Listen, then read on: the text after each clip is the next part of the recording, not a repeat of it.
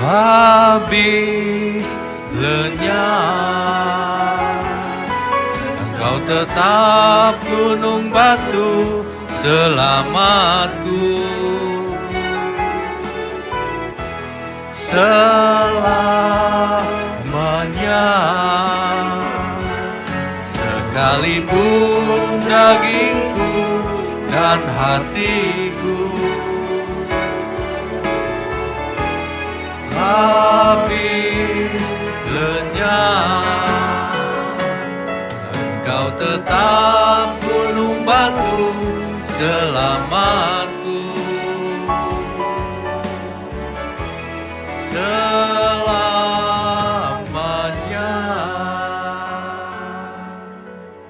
Bapa kami yang di surga, biarlah di pagi hari ini terjadi impartasi kebenaran. Semua kami Tuhan, jangan ada yang dilalui satupun. Berkati mulut hamba-Mu untuk menyampaikan kebenaran ini. Hanya di dalam nama Tuhan Yesus kami berdoa. Amin. Amin. Silakan duduk Bapak Ibu, saudara sekalian. Selamat pagi, Shalom. Bapak Ibu saudara, perlu diingat bahwa impartasi spirit ini khusus. Artinya temanya selalu khusus. Jadi semua pelayan Tuhan maupun jemaat kalau bisa, pelayan Tuhan pasti wajib ikut. Tapi kalau jemaat sebaiknya ikut. Supaya mengerti visi misi kita, supaya mengerti GMM itu nilai-nilai yang dikenakan apa sih? Gitu. Jadi sarananya impartasi spirit. Makanya nanti tolong multimedia, covernya impartasi spirit diganti. Jadi ada seri impartasi spirit terus tema-temanya. Ini ke-6, ini impartasi ke-6 sejak kita jadi GMM. Jadi nanti saya berikan temanya. Di pertemuan kita yang lalu kita sudah membahas 2 nilai ya. Yang pertama tentang spirit of the crop. Dalam hidup ini kita bersama ini harus memiliki spirit of the crop. Nilai yang kedua, jadilah pembawa damai, pembuat damai kemanapun kita pergi. Kalau idealnya begitu. Ya. Nah, pagi ini nilai hidup yang harus kita kenakan yang ketiga. Ini sebenarnya mesti dijadikan buku harusnya. Nanti kalau selesai ya. Nilai yang ketiga, kita harus punya gaya hidup atau roh hidup untuk memecahkan masalah. Tapi dengan benar. Bukan dengan cara-cara dunia. Tapi dengan cara-cara kerajaan Allah. Ya. Saya sebut biblical problem solving. Pemecahan masalah secara alkitabiah. Kalau di dunia ini mata ganti mata, gigi ganti gigi. Tidak berlaku di gereja. Ya. Jadi kalau kita bicara masalah itu dibagi 2, saudara. Dicatat baik-baik. Kita harus mengenakan nilai ini dalam hidup kita. Kalau terjadi masalah dibagi 2 masalah itu. Jangan semua masalah disamakan.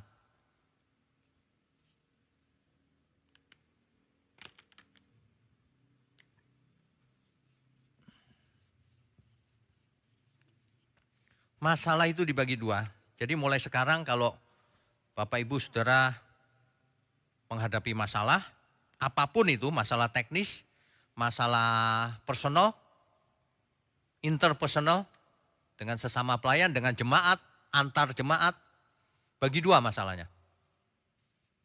Apakah masalah itu berkaitan dengan kekekalan? Ataukah masalah itu hanya masalah yang fana? Dibagi 2 dulu. Ya. Kalau belum bisa seperti ini, belum bisa benar orangnya. Harus dibagi 2. Nah, dalam pembagian 2 ini, penjelasannya sederhana aja. Semua perselisihan yang terjadi di dalam gereja pasti dibagi dua ini. Perselisihan di antara jemaat, di dalam keluarga, bahkan antar pelayan Tuhan. Itu bukan hal baru dalam gereja. Masalahnya cuma bisa dibagi dua aja sebenarnya. Ya. Bahkan dalam Alkitab pun kita menemukan banyak contoh di mana para pemimpin dan jemaat mengalami konflik. Petrus konflik dengan siapa? Paulus. Sampai berpisah kan? Jadi konflik itu biasa saja di dunia ini. Tapi cara memecahkan masalahnya yang perlu kita pelajari. Yang perlu kita kenakan dalam hidup kita. Jangan seperti orang dunia. Ya. Jadi langkah pertama dibagi dua dulu. Bapak Ibu tahu nggak kalau dalam teknik problem solving, step pertama apa? Langkah pertama. Ada yang tahu? Identifikasi masalah. Kita harus tahu persis masalahnya apa. Dalam suatu teknik perang, the art of war, ya, seni berperang. Langkah pertama apa? Identifikasi musuh. Apa kelemahannya, kekuatannya, dan sebagainya. Itu. Kalau kita bisa mengidentifikasi musuh, kita sudah menang separuh. Itu sebabnya penyakit manusia nggak bisa disembuhkan dengan segera karena nggak tahu masalahnya apa. Ketika seseorang datang ke dokter, apa ini dok? Dokternya coba-coba, hipotesa. Ini kali, gitu. Nggak tahu persis. Kalau dari awal sudah tahu persis, sebentar sembuh. Makanya ada banyak yang penyakit yang sulit disembuhkan, autoimun misalnya. Itu sulit sekali tuh. Apa ini sebabnya? Nggak diketahui. Kalau sebabnya diketahui langsung selesai sebentar. Ya, identifikasi masalah. Jadi pertama kita harus identifikasi apakah masalah yang kita hadapi, perselisihan yang kita hadapi, apapun, itu menyangkut kekekalan atau tidak. Itu langkah pertama. Ya. Kalau langkah itu menyangkut kekekalan, contohnya. Kalau masalah itu berkaitan dengan ajaran, kalau itu hubungannya dengan kekekalan. Mengerti nggak ya? Kalau firman itu diajarkan salah, itu hubungannya dengan kekekalan. Udah kamu nggak usah berusaha, kita sudah ditentukan, selamat pasti. Itu hubungannya dengan keselamatan, kekekalan. Itu nggak boleh terjadi. Tidak ada kompromi sedikit pun terhadap sesuatu yang berhubungan dengan kekekalan. Nggak boleh, saudara. Ya, itu nggak boleh ada. Nah, kalau tidak ditangani dengan benar, dapat menyesatkan jemaat. Itu sebenarnya membahayakan keselamatan jiwa. Kelihatannya secara fisik nggak apa-apa gitu, aman-aman saja. Ya, hati-hati saudara kalau dengan firman kebenaran tidak boleh salah sama sekali. Tidak ada kompromi. Contohnya, ajaran sesat atau penyimpangan dari Injil. Galatia 1 ayat 6 sampai 9. Ya, nanti dibaca di Galatia 1 ayat 6 sampai 9. Mana Galatia? Galatia 1 ayat 6 sampai 9. Di situ dijelaskan adanya orang-orang tertentu yang mengacaukan kamu, mengacaukan jemaat. Dan bermaksud untuk memutar balikan Injil Kristus. Tapi ditulis dalam Galatia, sekalipun kami atau seorang malaikat dari surga yang memberitakan kepada kamu suatu Injil yang berbeda dengan Injil yang telah kami beritakan kepadamu, terkutuklah dia. Jadi kita nggak usah heran, akan selalu ada yang seperti itu. Yang memutar balikan Injil, yang mengurangi Injil, yang merubah-rubah. Nah kalau itu tidak ada kompromi sedikit pun. Sebab hubungannya dengan kekekalan. Ya. Nah, contoh lain lagi.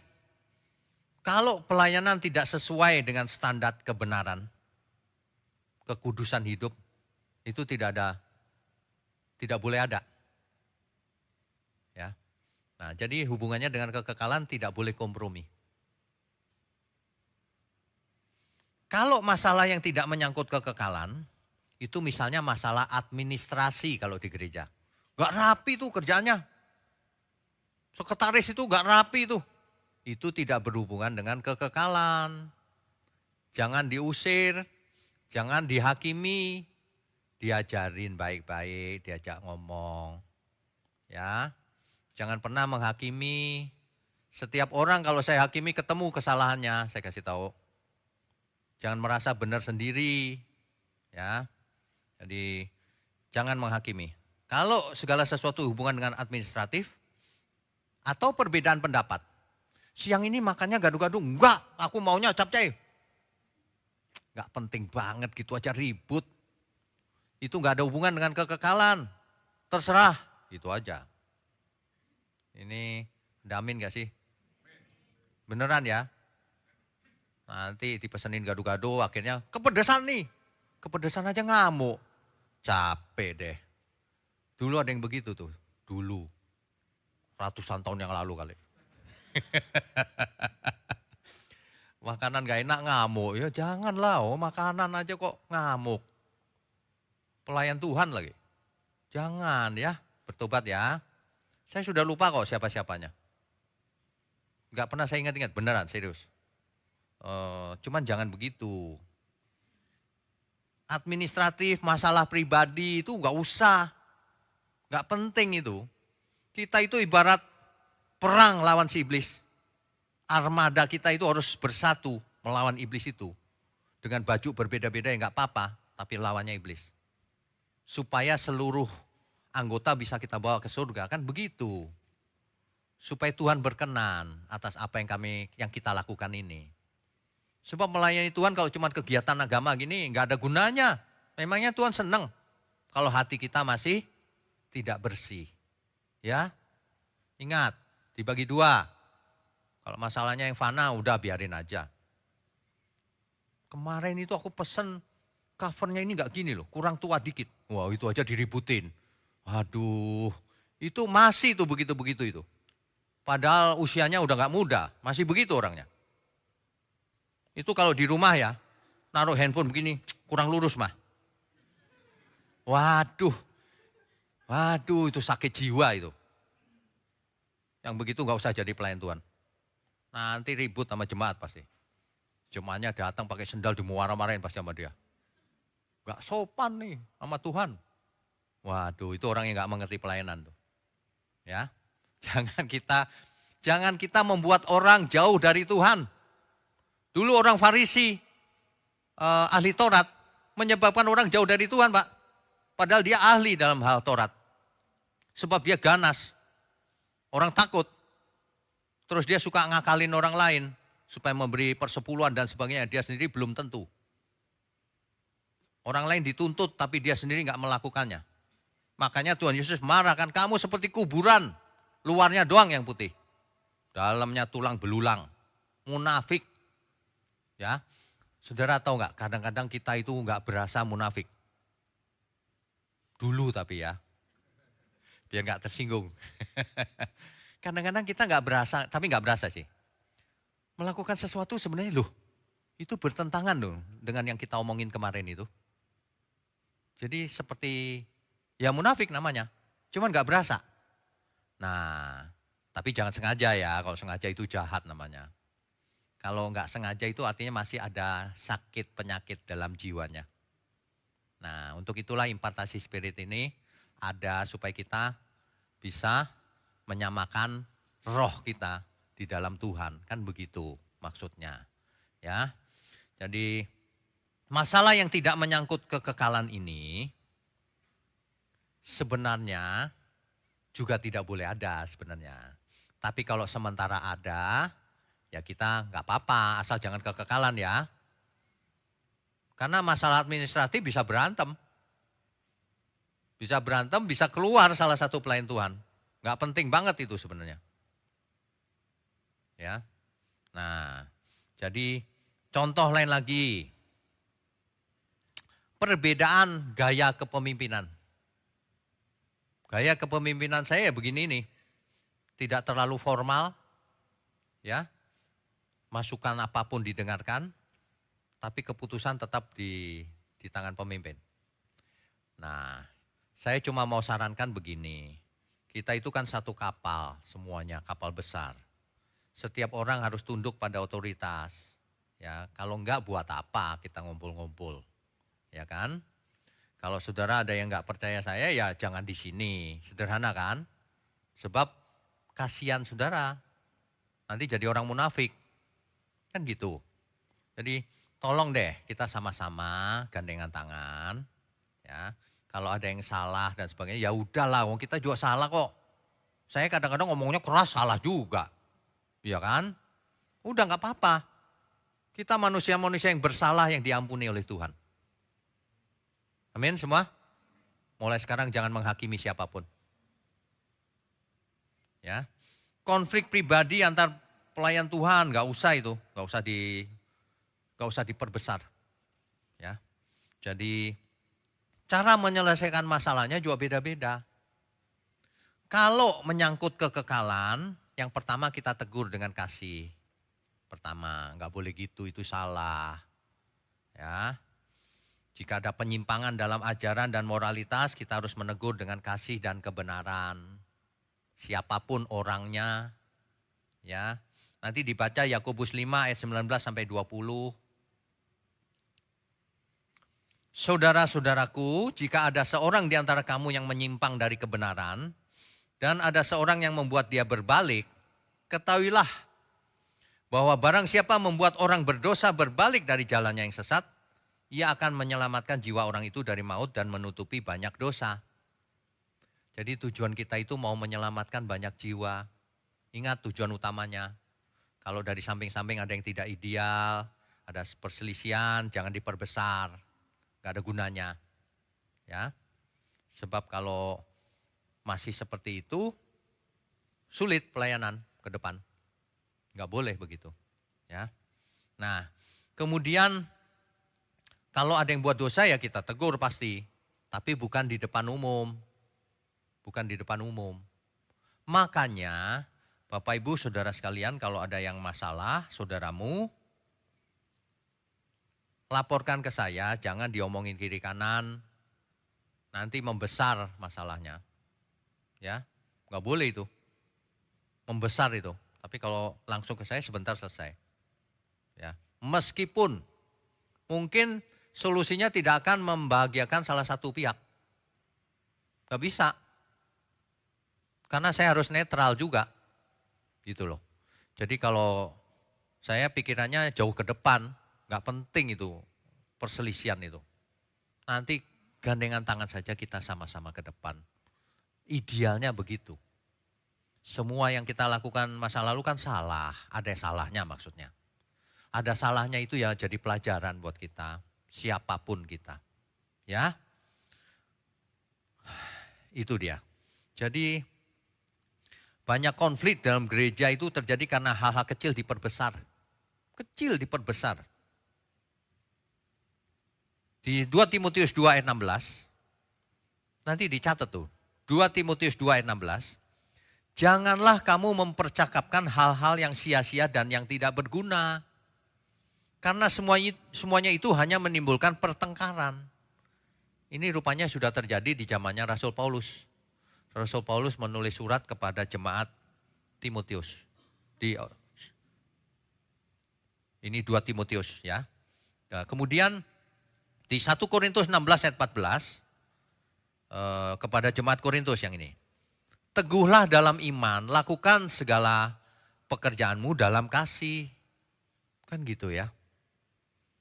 Sebenarnya ya, kalau kita mengenakan nilai-nilai yang kita bahas ini, tidak akan ada apa-apa. Yang nilai pertama aja, spirit of the corp itu udah gak ada apa-apa tuh. Ya, masa kalah sama anak kecil, saudara. Anak saya yang masih kecil itu ya, kan kadang-kadang berantem tuh. Wah, berantem sampai nangis gitu. Saya sama istri saya cuma ketawa-ketawa, tunggu aja 5 menit lagi. Udah, 5 menit kemudian, kejar-kejaran, udah main lagi gitu. Makanya kita berkata barang siapa tidak jadi seperti anak kecil, Nggak bisa jadi murid Tuhan. Kayak anak kecil aja gitu. Dia itu nyebelin banget itu memang. Tapi biarin aja lah gitu. Dablek aja. Ngerti dablek gak sih? Ya, dablek aja gitu loh. Kayak saya tuh diomongin orang dablek aja gitu. Kalau saya nggak dablek stres, saya depresi. Ya, belajar hari ini dablek. Untuk hal-hal yang bukan kekekalan kita dablek aja. Untuk teman kita yang nyebelin dan sebagainya dablek aja kita, nggak apa-apa dia belum sembuh gitu aja. Ya. Jadi kalau saudara belum bisa begitu, belum naik kelas. Itu masih TK dari dulu. Enggak naik kelas sama sekali. Ya. Kita itu harus mengutamakan kesatuan dan kasih. Kesatuan dan kasih. Terjadi perbedaan pasti, mana ada sih orang yang enggak ada beda-beda. Ya. Perbedaan satu sama lain, perbedaan selera enggak ada hubungan sama kekekalan, ya udah, biarin aja, ngalah aja. Saya lihat ya, kesalahan banyak manusia itu enggak pernah mengalah. Saya dulu waktu masih muda juga gitu, saya pikir-pikir iya aja, enggak pernah ngalah loh. Tapi ketika usia sudah makin ini, ya udahlah terserah, itu enggak penting yang itu. Itu. Ya. Belajar begitu. Yang enggak penting ya udahlah. Misalnya kau mau tampil ya udah tampil sana, bagus untuk Tuhan. Ketika kita dikasih tugas ya kita tampil juga. Tulus saja gitu. Semuanya itu. Ya. Semua begitu. Saya lihat kalau tulus bagus. Gitu. Tapi kalau enggak ribut. Saudara tahu enggak di gereja manapun ada ribut seperti itu loh. Kecil besar sama aja. Agama lain juga sama. Ada yang cerita sama saya, Pak itu saya pikir enggak loh, iya sama aja. Jadi saudara, selama kita bertemu dengan lebih dari 10 orang, kemungkinan ada satu yang agak aneh gitu kan bisa. Jangankan begitu, Tuhan Yesus pilih murid 12, 1 Yudas. Di antara kita jangan ada yang Yudas, enggak ada. Ya, itu biar zamannya dulu aja. Sekarang zamannya kita jangan ada seorang pun yang binasa. Gitu loh. Ya. Ingat itu, jangan ada seorang pun yang binasa. Efesus 4 ayat 2. Hendaklah kamu selalu rendah hati, lemah lembut dan sabar. Tunjukkanlah kasihmu dalam hal saling membantu. Sebenarnya Alkitab itu lengkap loh. Lengkap kan Alkitab itu. Kolose 3 ayat 14. Dan di atas semuanya itu kenakanlah kasih sebagaimana pengikat yang mempersatukan dan menyempurnakan. Kenakanlah kasih. Kalau yang kita kenakan kepentingan kita sendiri ya gak bakalan bisa harmonis. Jangan pernah mengakibatkan perpecahan gara-gara ambisi pribadi. Jangan pernah. Ya. Filipi 2 ayat 3 dibaca nanti. Janganlah kamu melakukan sesuatu dengan roh persaingan atau karena keangkuhan. Tetapi dengan rendah hati yang seorang menganggap yang lain lebih utama daripada dirinya sendiri. Bisa enggak begitu? Menganggap yang lain lebih utama dari diri sendiri. Saudara tahu enggak? Ada suatu survei psikologi, jurnal internasional loh ini. Seorang istri yang dominan, mau ngatur ini itu, dia ternyata enggak bahagia.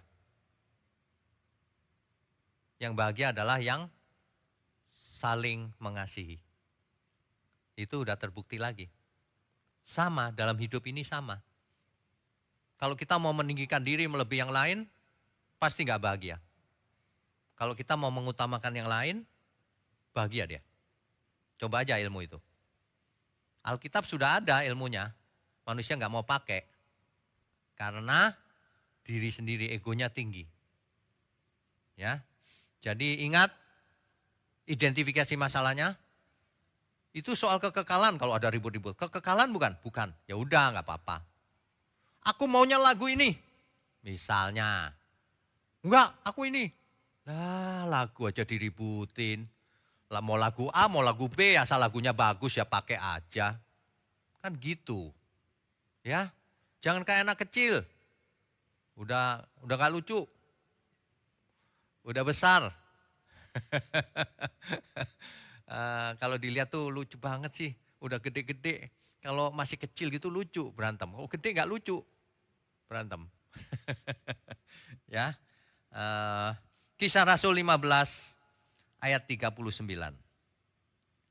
Maka timbullah perselisihan yang tajam sehingga mereka berpisah.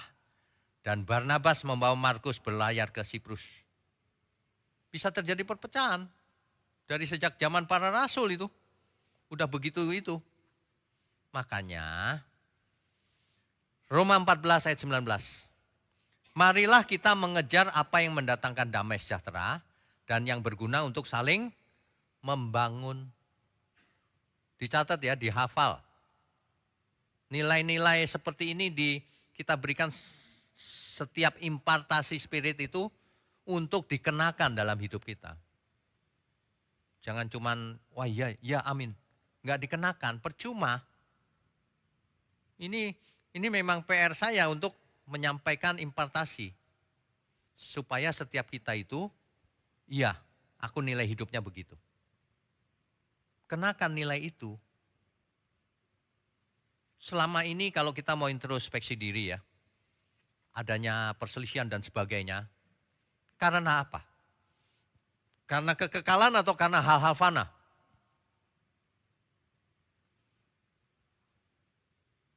GMM lahir karena hal-hal kekekalan. Ya, makanya terjadi pertentangan. Tapi kalau kita di sini, kalau ada yang nggak cocok satu sama lain, karena apa? Kekekalan apa bukan? Kan bukan. Jadi salah itu kalau digede-gedein dan sebagainya. Udah nggak usah dibahas.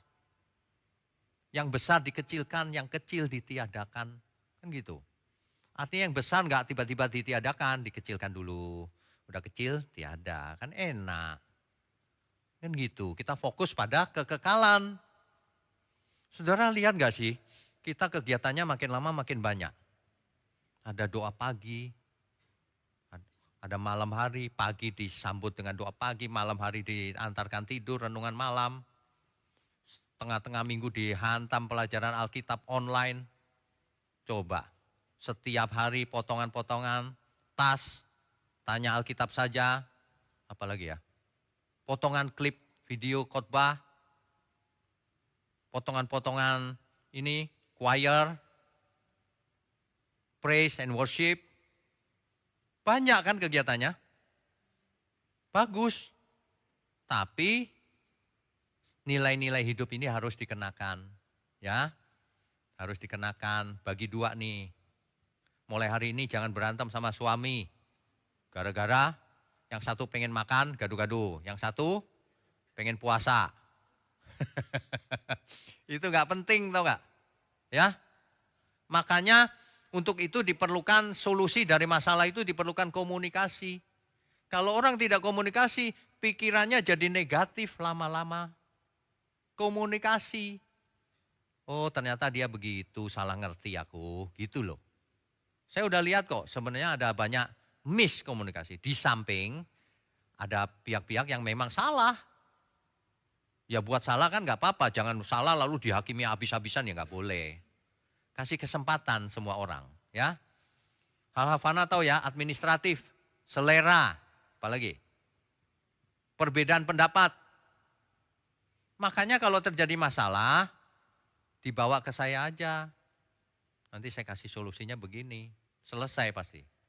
Jangan diperbesar, di lingkarannya makin besar. Ya.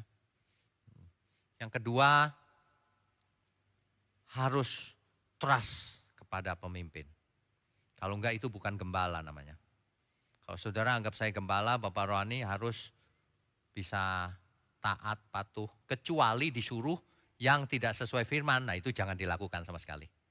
Kalau itu saudara boleh menentang saya. Tapi kalau tidak ada hubungan dengan kekekalan, mau gado-gado, mau ini, nurut aja. Ya, nggak mungkin saya kasih lemak babi. Nggak mungkin saya kasih kalajengking. Kasihnya pasti yang menyelamatkan. Kan gitu. Saudara berasa nggak sih ya sebenarnya ya? Saya itu mau dikatain apa, diomongin apa aja, biarin aja nggak apa-apa. Belum mengerti, nanti suatu hari saya membayangkan ini jadi keluarga yang hebat. Yang merambah ke seluruh dunia gitu. Sehingga setiap orang nanti dikenal di seluruh dunia. Itu bagian dari GMM, gitu, mantep. Ya, ini kan kita lagi mengkomunikasikan dari awal nih nilai-nilai, pilar kan sudah 3 ya. Nilai-nilai. Visi misi ngomong-ngomong belum saya komunikasikan nanti berikutnya. Visi misi GMM. Itu kalau dikenakan ideal itu sebenarnya. Sebab saya bukan ngarang, ini Alkitab, semua ada di Alkitab. Makanya kita harus belajar memiliki roh yang melayani.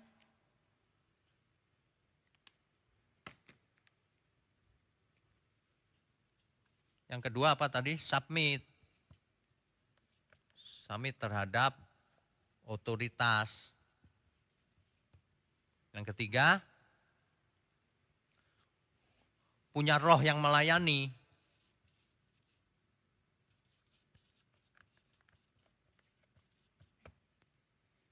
Kalau orang nggak punya roh melayani, susah. Apa itu roh melayani?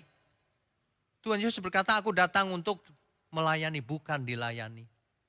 Itu jangan cuma jadi jargon doang. Ya ngerti sih Pak. Iya tapi kelakuannya nggak begitu. Melayani itu mendahulukan orang lain. Itu melayani. Banyak orang tidak bisa melayani saya lihat. Ya. Waduh sedih saya kalau melihatnya. Ya sekali lagi ya kalau ada persoalan perbedaan. Atau bahkan konflik. Tidak boleh menyerang. Menyebut nama. Secara horizontal ya. Karena setiap orang pernah buat salah. Jika ada masalah, bawa ke atas. Harus mengalah demi keselamatan orang lain. Gini loh saudara. Jangan kita itu memakaikan baju kita ke orang lain. Jangan. Tiap orang itu kedewasaannya beda-beda.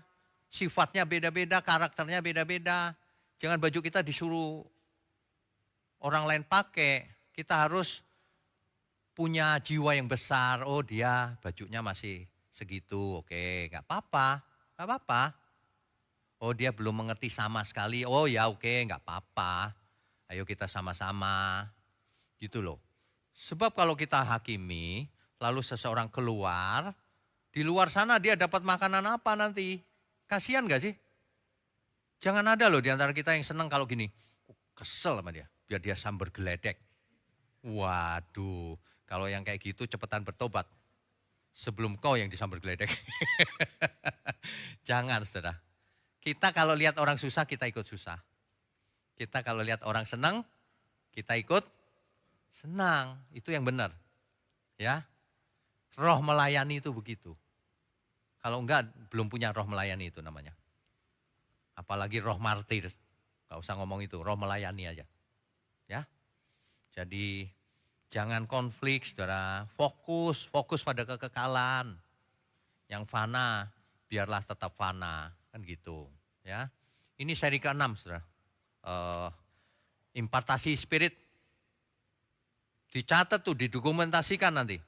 Saya kumpulkan itu, nanti jadi dokumentasi, impartasi spirit GMM.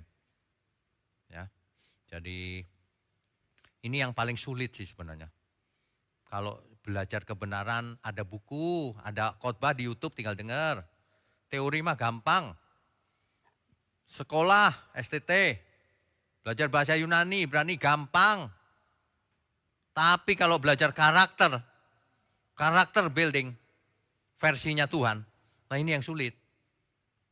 Sulit. Makanya bukan hanya transfer knowledge, harus impartasi spirit. Saudara. Kalau malam hari aduh Tuhan, gimana ya kok, bagaimana supaya impartasi spirit itu terjadi gitu loh. Gimana Tuhan caranya? Kadang-kadang saya nangis sendirian tau gak? Di lantai 3 itu saya nangis sendirian. Saya nggak tahu Tuhan, pokoknya kulakukan bagianku. Gitu. Ya. Toh kalau mau jujur ya, kita kan nggak tahu kan kapan kita mati. Ya. Saya juga nggak tahu loh. Berapa hari yang lalu saya mimpi dipanggil Tuhan. Iya beneran loh. Saya gini, loh udah waktunya. Kayaknya saya masih sehat. Tapi saya bilang gini, ya kalau dipanggil Tuhan, siaplah Tuhan.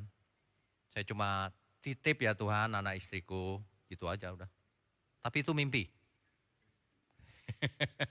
Ya, nah kita kalau bicara kematian ya, pasti kita nggak aneh-aneh lagi. Pasti fokusnya ke kekekalan.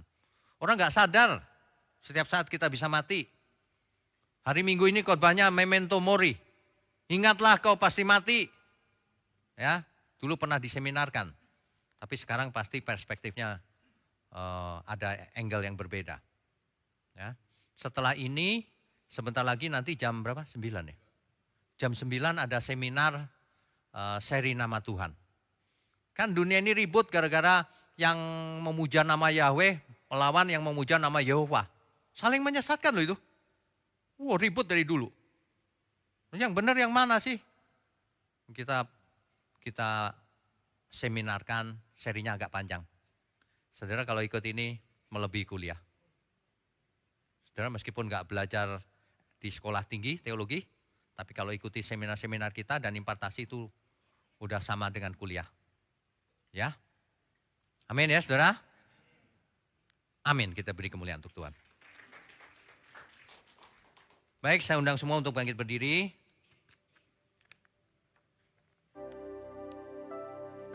Kita langsung saja ya, kita tutup ya karena ada seminar sebentar lagi. Yuk. Bapa kami yang di surga, terima kasih untuk seminar, untuk impartasi di pagi hari ini. Tuhan, berkati banyak jiwa melalui impartasi ini. Engkau berkati, Engkau urapi program ini. Sehingga tidak hanya berguna untuk GMM, tapi untuk seluruh pelayan Tuhan dimanapun berada. Gereja Tuhan dimanapun berada. Dan juga jemaat Tuhan. Terima kasih Tuhan. Hanya di dalam nama Tuhan Yesus kami berdoa dan mengucap syukur. Haleluya. Amin. Amin.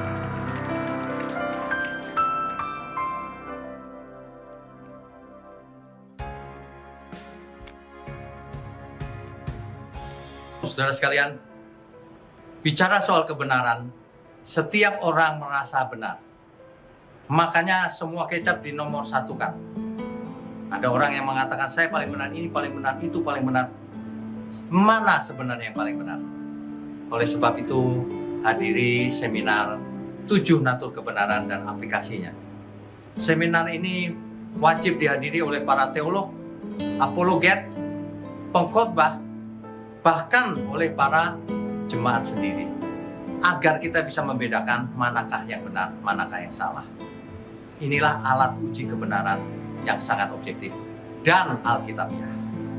Pastikan saudara ikut. Dan ajak seluruh saudara dan sahabat-sahabat. Bapak-bapak dan ibu-ibu yang terkasih dimanapun berada, yuk kita belajar pelajaran Alkitab bersama secara online. Setiap hari Rabu jam 7 malam bersama pendeta Bapak Wignio Tanto secara online, bisa melalui Zoom. Tetapi kita harus mendaftarkan dulu ke nomor berikut ini. Selamat bergabung dan Tuhan Yesus memberkati.